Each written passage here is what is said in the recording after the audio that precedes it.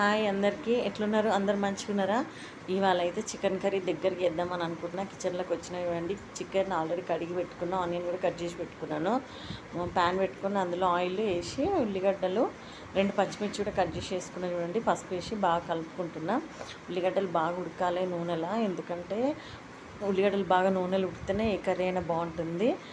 అందులో అది అల్లం ఎల్లిగడ్డ కూడా వేసుకొని కలుపుకున్న చూడండి, పచ్చివాసన అయ్యేదాకా. ఇప్పుడు చికెన్ వేసుకుంటున్నాను. చికెన్ వేసుకొని బాగా కలుపుకోవాలి మంచిగా. అల్లం ఎల్లిగడ్డ కొద్దిగానే వేసి మంచిగా అది పచ్చివాసన పోయేదాకా కలుపుకోవాలి. ఇప్పుడు చూడండి, అల్లం ఎల్లిగడ్డ పసుపు ముక్కలకి ఎట్లా పడుతుందో మంచిగా కలుపుకోవాలి. కలుపుకున్న తర్వాత కొద్దిసేపు నేను మూత పెడుతున్నా చూడండి. మా పాపకు డౌట్ వచ్చింది, మమ్మీ ఏదో వీడియో తీస్తుందని వచ్చేసింది.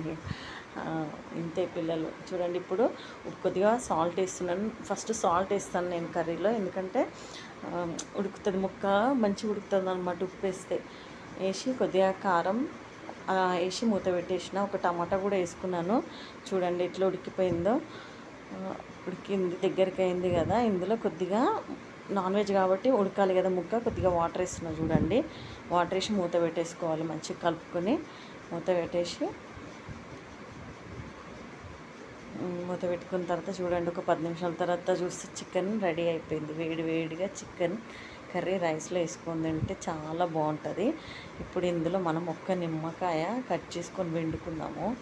ఎందుకంటే పిల్లలు కారం అంటారు కదా, కొంచెం నిమ్మకాయ వండుకుంటే బెటరు. నాన్ వెజ్ కారం ఉంటేనే బాగుంటుంది. కొద్దిగా కొత్తిమీర కూడా వేసేస్తున్నా చూడండి. ఇంకా రెడీ అయిపోయింది మనకు చికెన్ కర్రీ. తీసుకొని వేడివేడి అన్నంలో వేసుకొని తింటే మస్తు ఉంటుంది. అందరూ తెలుసు ఎట్లుంటుందో. మా ఛానల్ని సబ్స్క్రైబ్ చేసుకోండి, ఓకేనా?